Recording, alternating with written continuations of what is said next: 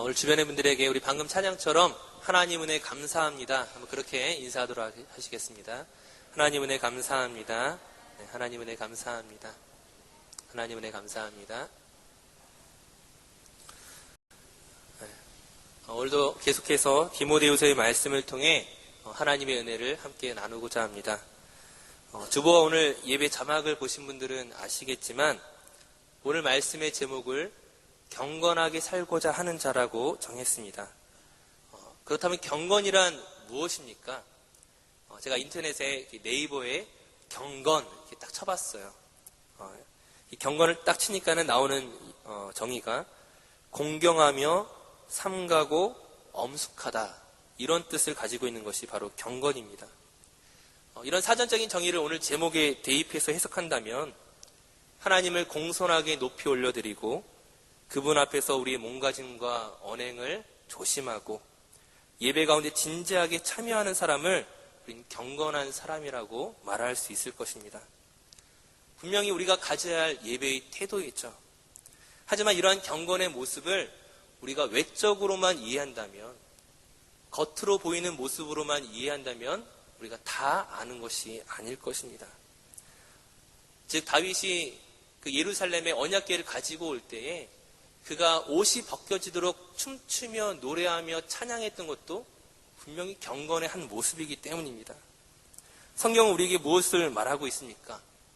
하나님께서는 사람의 외모를 보시지 않고 사람의 마음의 중심을 보신다고 말씀하십니다. 즉 경건도 우리 마음의 중심으로 해석해야 된다는 것이죠. 그래서 앞서 그 사전적인 정의를 우리 마음의 중심과 결합해서 생각한다면 아마 이렇게 말할 수 있을 것입니다. 마음에서부터 하나님을 제일 먼저 생각하고 나의 생각과 말보다 하나님의 말씀을 더 우선하고 그 하나님의 말씀 앞에서 자신을 철저하게 낮추고 순종하는 사람이 경건한 사람이라고 말할 수 있을 것입니다. 이러한 해석이 설득력을 얻을 수 있는 것은 오늘 본문 말씀이 그것을 증거하고 있기 때문입니다. 오늘 말씀의 제목을 본문 12절 말씀에서 가져왔는데 우리 12절 말씀을 한번 같이 봉독하도록 하겠습니다. 오늘 디모데후서 3장 12절 말씀 우리 한 목소리로 봉독하겠습니다. 무릇 그리스도 예수 안에서 경건하게 살고자 하는 자는 박해를 받으리라. 아멘. 방금 읽은 말씀이 우리가 경건을 외적으로 겉으로 보이는 모양으로 해석할 수 없는 이유입니다. 사실 세상에서 외적으로 경건해 보이는 사람은 박해를 받지 않습니다. 일반적으로 경건해 보이는 사람은 종교를 초월해서 많은 사람들로부터 존경과 칭찬을 받는 것이 당연하죠. 왜 그들이 존경을 받습니까? 마치 세상에 속해 있지 않는, 아무리 큰 일이 일어나도 일희일비하지 않는, 명리를 초월하고 엄숙하게 자기의 길을 걸어가는 것처럼 보이는 그런 사람들을 향해서 세상은 박해하는 것이 아니라 분명히 존경과 박수를 보내거든요. 지금은 돌아가신 법정 스님이나 김수환 추기경 같은 분들은 타 종교인들 또는 종교를 가지고 있지 않는 사람들을 넘어서서 많은 사람들의 존경을 받았습니다. 우린 그들을 보면서 세속적이지 않다, 물질적이지 않다, 명리에 초월해 있다, 경건해 보인다라고 생각합니다. 하지만 오늘 성경이, 오늘 본문 말씀이 우리에게 이야기하는 것은 그리스도인의 경건은 세상의 박수를 받을 수 없다는 것이죠. 왜 그렇습니까? 그리스도인들은 세속적이고 물질적이고 명리에 얽매여 있기 때문입니까? 만약 그래서 우리가 욕을 먹고 박해를 받는다면 할 말이 없겠지만 정말 경건한 그리스도인들은 그 모든 세상으로부터 떨어져 있는 것 같고 정말 자기를 희생하고 명리에 초월하고 엄숙하게 자기의 길을 걸어가는 그 사람이 칭찬과 존경이 아니라 박해를 받는 것이 정상이라고 이야기한다는 거예요. 왜 그렇습니까? 앞서 말씀드렸던 것처럼 그리스도인의 참 경건은 외적으로 보이는 어떤 모습에 있는 것이 아니라 오늘 12절의 말씀처럼 그리스도 예수 안에서의 경건이기 때문입니다. 앞서 경건에 대한 정의를 이렇게 말씀드렸죠.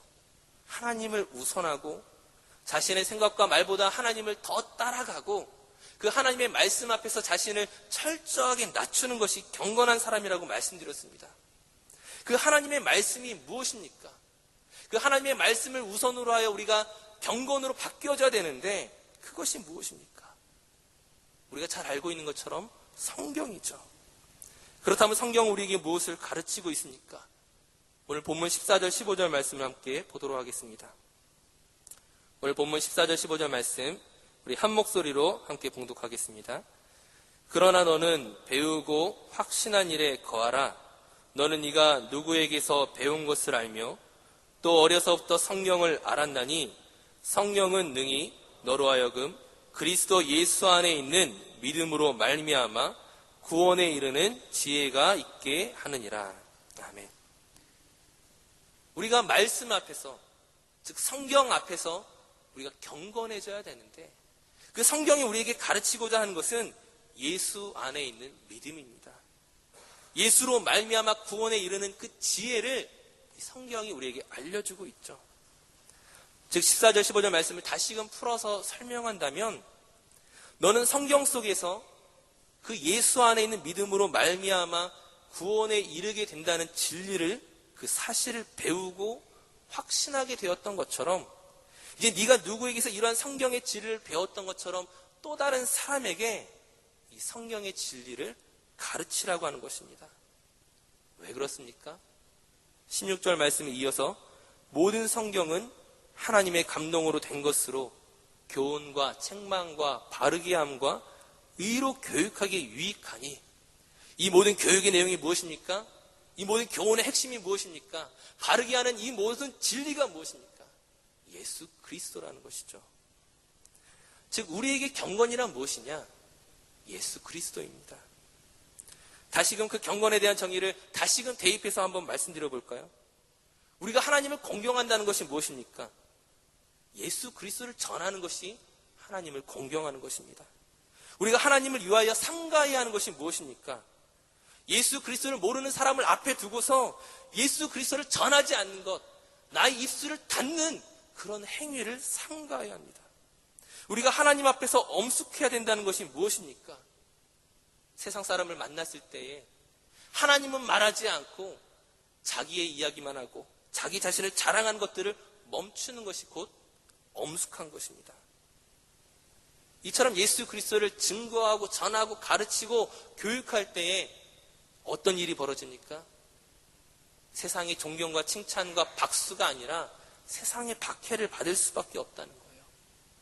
세상이 그리스도인들을 향하여 무엇이라고 말하니까 너희는 왜 이렇게 독선적이냐, 편협하냐, 고집불통이다, 타종교에 대해서 예의가 없다, 인간적이지 않다, 우리를 향하여 비난하죠.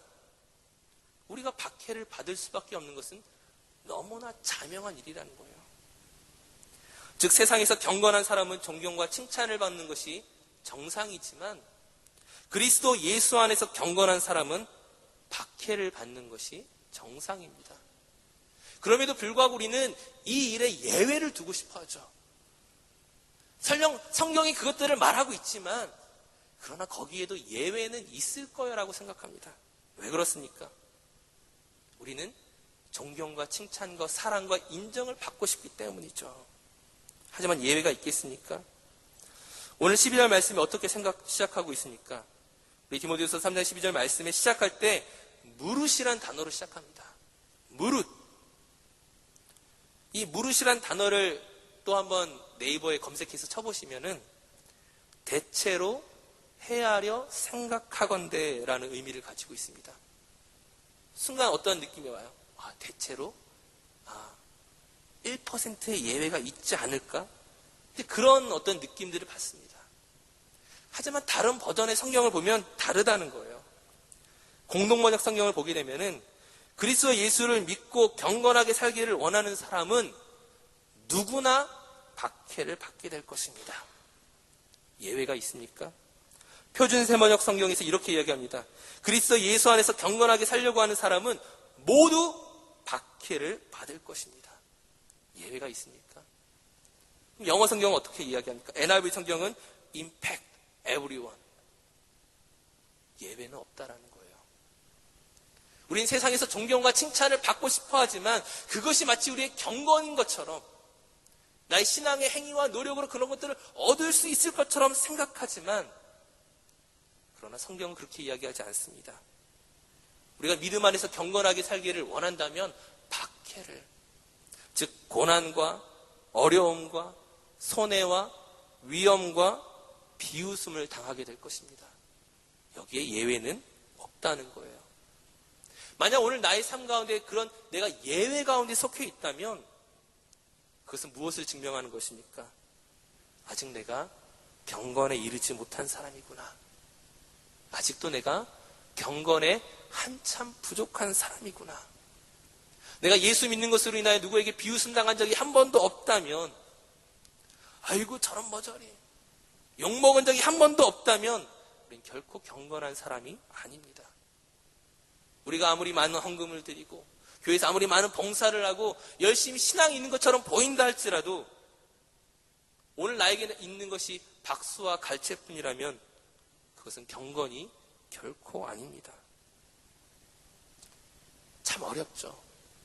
참 어렵습니다. 경건이 만약 이런 것이라면 과연 누가 예수님을 믿으려고 할까요? 그럼에도 불구하고 바울을 비롯해서 우리 믿음의 선배들이 이러한 일들을 너무나 당연하게 받아들여 왔다는 거예요. 왜 그랬습니까? 이제 그 이유를 오늘 본문 11절 말씀을 한번 같이 읽어보도록 하겠습니다. 바울이 이야기하는 것입니다. 오늘 본문 11절 말씀 함께 읽겠습니다. 박해를 받음과 고난과 또한 안디옥과 이고니온과 루스드라에서 당한 일과 어떠한 박해를 받은 것을 네가 과연 보고 알았거니와 주께서 이 모든 것 가운데서 나를 건지셨느니라. 경건에 대해 말하면서 바울이 앞서 이야기하는 이 11절 말씀, 무엇을 이야기하고 있습니까?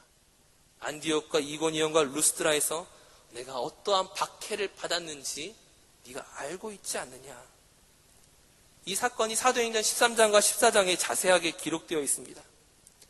이 내용을 제가 간단하게 설명을 드린다면, 바울이 안디옥에서 복음을 전할 때에 처음에 많은 성과들이 있었어요. 사도행전 13장 44절 말씀을 보게 되면은 이 안디옥에 있는 수많은 시민들, 성경은 온 시민이 거의 다 하나님의 말씀을 듣고자 모였다고 말합니다. 하지만 유대인들이 그 신의 유력자들을 선동하여서 바울과 바나바를 박해함으로 쫓아냅니다. 이제 안디옥에서 쫓겨난 바울과 바나바가 이고니온이라는 지역에 도착을 합니다. 마찬가지로 많은 유대와 헬라 사람들이 예수님을 믿기 시작했는데 곧 유대인들과 이방인 관리들이 바울과 바나바를 모욕하고 돌로 치려고 하기 때문에 어쩔 수 없이 루스드라로 도망을 가야만 했습니다. 이제 루스드라에 도착했을 때에 바울과 바나바가 제일 처음에 걷지 못하는 한 사람을 만나게 됩니다. 이 사람은 태어나면서부터 걷지 못했던 사람이었습니다. 이제 바울이 말씀을 전하다가 이 사람에게 믿음 있는 것을 보고 네 발로 일어나 서서 걸어가라 이야기했을 때 그가 걷기 시작하죠. 그곳에 있던 수많은 사람들이 난리가 납니다. 바나바를 제우스라 하고 바울을 헤르메스라 말하면서 이들을 신이라 생각하고 막 절하려고 합니다. 이때 바울과 바나바가 어떻게 반응합니까? 자기의 옷을 찢으며 비통해하면서 너희는 왜 헛된 것을 믿고자 하느냐? 우리는 결코 하나님이 아니다, 신이 아니다. 그들에게 복음을 전합니다. 이런 놀라운 기적이 일어났으면 우리가 생각하는 것은 뭔가 대단한 복음의 사역들이 벌려져야 되는데, 앞으로 일어나야 되는데 상황은 그렇지 않다는 거예요. 사도행전 14장 19절에서 21절까지 말씀을 저와 교독하여 읽겠습니다. 우리 자막에 있는 말씀을 한번 같이 교독하여 읽도록 하겠습니다. 사도행전 14장 19절에서 21절까지 말씀입니다. 유대인들이 안디옥과 이고니온에서 와서 무리를 충동하니 그들이 돌로 바울을 쳐서 죽은 줄로 알고 시외로 끌어내치니라.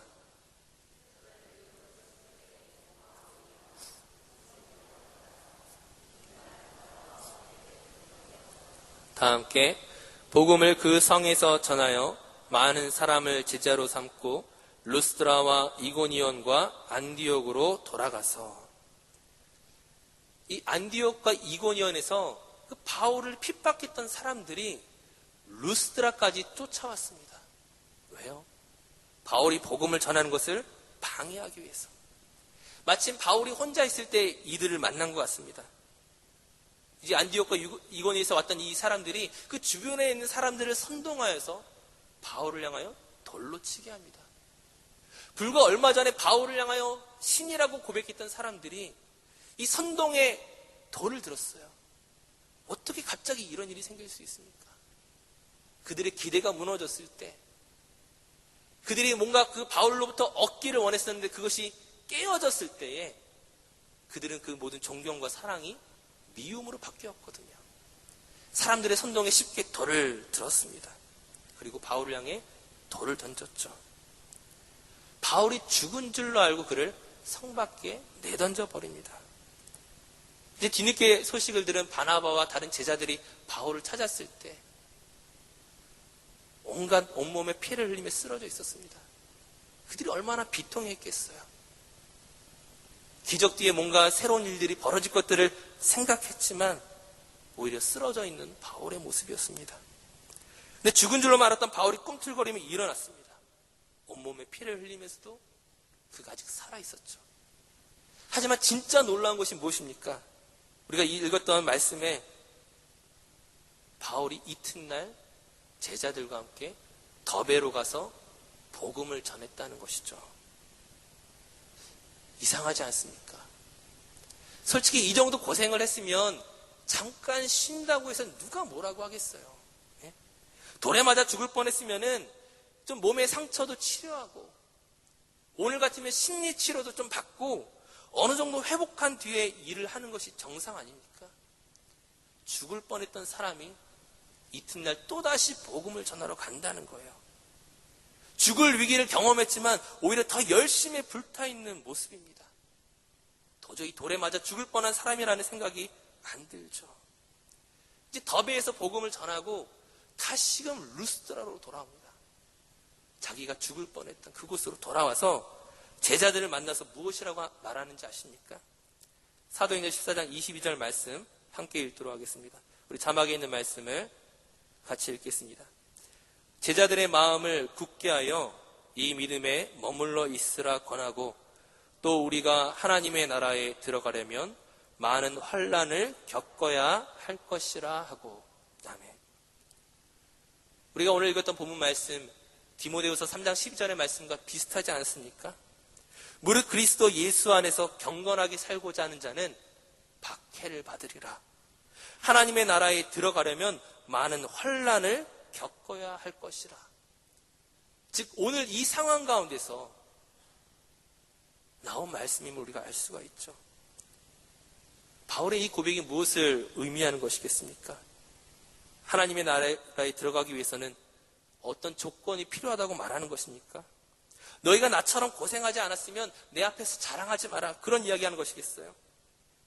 또는 하나님께서 우리를 시험하셔서 어떤 고난과 고행과 수고로움을 거쳐야만 하나님 나라에 들어갈 수 있다고 말하는 것입니까?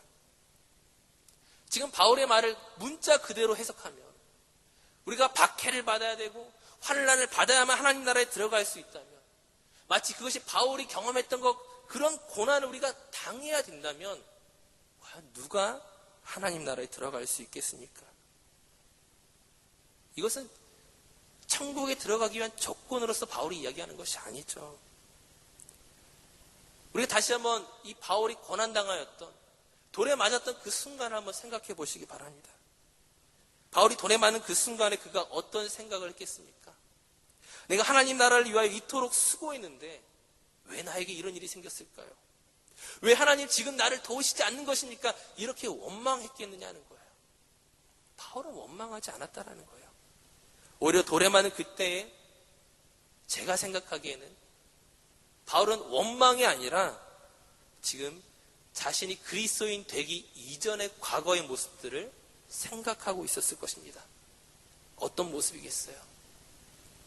스데반 집사를 돌로 칠 때의 자기 모습이죠. 지금 안디옥과 이고니온에서 바울을 죽이기 위해서 루스드라까지 쫓아왔던 이 사람들처럼 바울 자신이 어떠한 사람이었습니까? 예루살렘에서 스데반을 돌로 쳐 죽이고 이제 다메섹에 있는 그리스도인들도 잡아 가두기 위해서 다메섹으로 쫓아갔던, 누군가를 박해하러 열심히 달려갔던 그런 유대교에 열심히 있는 사람이었죠. 하나님이 그를 만나주시지 않았다면, 하나님이 그에게 찾아와서 은혜 주시지 않았다면 그는 여전히 진리를 알지 못한 채 지금 자기에게 돌을 던지고 있는 그 사람들처럼 여전히 또 다른 누군가를 향하여 돌을 던지고 있었을 것입니다. 바울이 그것을 생각하면서 원망이 아니라 감사했을 것이며, 내가 또 다른 누군가를 향하여 돌을 던지는 그 죄악을 저지르지 않고 우매한 일을 행하지 아니하고 하나님의 은혜를 알고 예수 그리스도를 알고 있다는 그 사실에 그가 얼마나 감격했습니까? 지금 바울에게 있어서 하나님 나라에 들어가기 위해서는 많은 환난을 받아야 된다, 경건하게 살기 위해서는 박해를 받아야 된다, 이것은 지금 자기 자신을 드러내고 내가 얼마나 많은 고난을 당했는지를, 그런 것들을 보여주기 위한 것이 아니라, 너희도 나처럼 이 정도는 해야 된다, 이것을 말하는 것이 아니라 하나님의 은혜가 얼마나 놀라운가. 하나님의 은혜가 아니고서는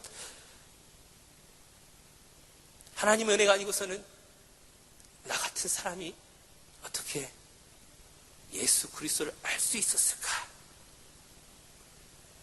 어떤 고난도 막을 수 없고, 어떤 어려움도 멈출 수 없고, 어떤 박해로도 포기할 수 없게 만드는 그 하나님의 은혜를 내가 알고 있다는 그 사실이 바울에게 있어서는 핵심이었다는 거예요. 오늘 우리가 이 말씀을 읽으면서, 이 디모데후서의 말씀을 읽으면서, 경건하게 사는 것이 이토록 힘든 것인가? 박해를 받아야 되는 것인가? 박해와 환난에 우리의 관심을 두지 마시고 그 박해와 환난으로도 나를 막을 수 없는, 멈출 수 없는 그 하나님의 은혜가 얼마나 놀라운 것인가. 하나님의 은혜를 아는 사람은 그 모든 일들을 자연스럽게 감당하게 된다는 거예요. 성경이 우리에게 이야기하는 것은 너희가 하나님의 은혜를 정말로 체험하고 깨달았느냐. 그 사람의 나타나는 모습은 박해를 두려워하지 않는, 손해를 두려워하지 않는, 비웃음과 조롱을 두려워하지 않는 그런 모습으로 자연스럽게 나타나게 될 것을 가르쳐주고 있는 것입니다. 오늘 말씀을 정리하면서 우리가 다시 한번 우리 자신을 돌아봤으면 좋겠어요. 우리가 하나님의 은혜 때문에 우리가 이 예배의 자리 가운데 나왔지만 단지 이 교회 안에서만의 은혜가 아니라, 교회 안에서 우리가 열심히 예배하고 열심히 봉사하고 노력할 때에 사람들이 당연히 박수치지만 그 박수에 만족해하지 마시고 오늘 내가 살아가는 삶의 자리에서 사람들의 조롱과 비웃음과 그 박해를 나의 자랑으로 여길 수 있는, 내가 그것을 감당했기 때문이 아니라 그것을 감당할 수 있는 하나님의 은혜를 알게 된 것들을 감사함으로 고백하고 드러낼 수 있는 그런 믿음의 그리스도인들이 되어야 할 것입니다. 경건한 사람은 다른 사람이 경건한 사람이 아니라 은혜를 아는 사람이 경건한 사람이라는 사실을 우리가 기억하고 그 은혜를 구하며 나아갔으면 좋겠습니다. 우리 함께 기도하시겠습니다. 우리 좀 같이 기도하도록 하겠습니다. 오늘 하나님의 은혜 때문에 우리가 이 자리 가운데 나왔지만 내 매 삶의 순간순간 하나님의 은혜가 필요합니다. 그 박해를 두려워하지 않는, 그 무엇과도 바꿀 수 없는 그 바울이 경험했던 그 놀라운 하나님의 은혜가 오늘 나의 삶에도 충만하게 풍성하게 이어지게 하여 주시옵소서. 믿음의 사람들이 걸어갔던 그 길들을 담대하게 나도 걸어갈 수 있도록 은혜를 더하여 주시옵소서. 우리 하나님의 은혜를 구하며 함께 기도하도록 하겠습니다. 참 좋으신 아버지 하나님 감사합니다. 하나님의 은혜로 말미암아 오늘 우리가 이 자리 가운데 나왔음을 고백합니다. 하나님의 은혜가 아니고서 감히 이 자리에 설 수 없는 죄인이 매 순간순간 넘어지고 실패하는 죄인을 주님 이 자리 가운데 세우시고 말씀을 전하게 하시는 것처럼 오늘 사랑하는 성도들이 삶의 자리 가운데서 하나님을 전하며 하나님만으로 만족해하며 하나님으로 인하여 모든 수고와 어려움을 감당해 나갈 수 있는 믿음의 사람들 되어질 수 있도록 하나님 인도하여 주시옵소서. 하나님, 정말 그 놀라운 하나님의 은혜가 오늘 우리의 삶을 이끌 수 있도록 겸손하게 우리 자신을 낮추게 하여 주시옵소서. 오직 하나님을 높이 올려드리고 예수 그리스도를 전하며 복음의 증인들 다 되어질 수 있도록 하나님 인도하여 주시옵소서.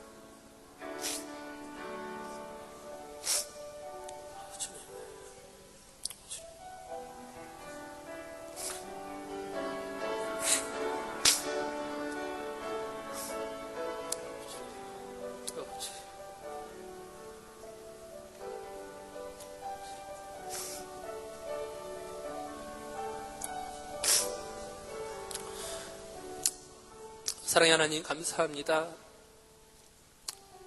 우리가 은혜 받기에 결코 합당한 사람들이 아닌데 하나님의 은혜 받기에 너무나 부족한 사람들인데 그 은혜를 경험하고서도 또다시 세상으로 달려가고 세상의 유익과 명예에 너무나 얽매여 있는 그런 사람들인데 그런 우리가 무엇이라고 우리를 위하여 예수 그리스도를 보내주시고 우리를 위하여 피 흘려주셨습니까? 다 갚을 수 없는 그 하나님의 은혜를 경험하고서도 우린 믿음으로 살아가기보다는 여전히 세상의 좋은 것들을 내려놓지 못하고 내 삶에 자꾸만 예외를 만들려고 하는 그런 어리석은 사람들임을 주여 용서하여 주시옵소서. 하나님 우리 가운데 풍성한 은혜를 더하여 주셔서 우리 삶의 자리 가운데서 복음의 담대함을 가지고 나아갈 수 있는 믿음의 경건한 사람들 될 수 있도록 우리를 인도하여 주시옵소서. 오직 주님 붙잡으며 나아갈 때에 감히 세상이 감당치 못하는 그런 사람 될 수 있도록 믿음과 은혜를 더하여 주시옵소서. 오늘도 우리를 예배 가운데 불러주시고 말씀 듣게 하시며 기도케 하시며 주님을 찬양케 하신 하나님 감사드리며 예수님의 이름으로 기도드립니다. 찬송가 292장 우리 함께 찬송하시겠습니다.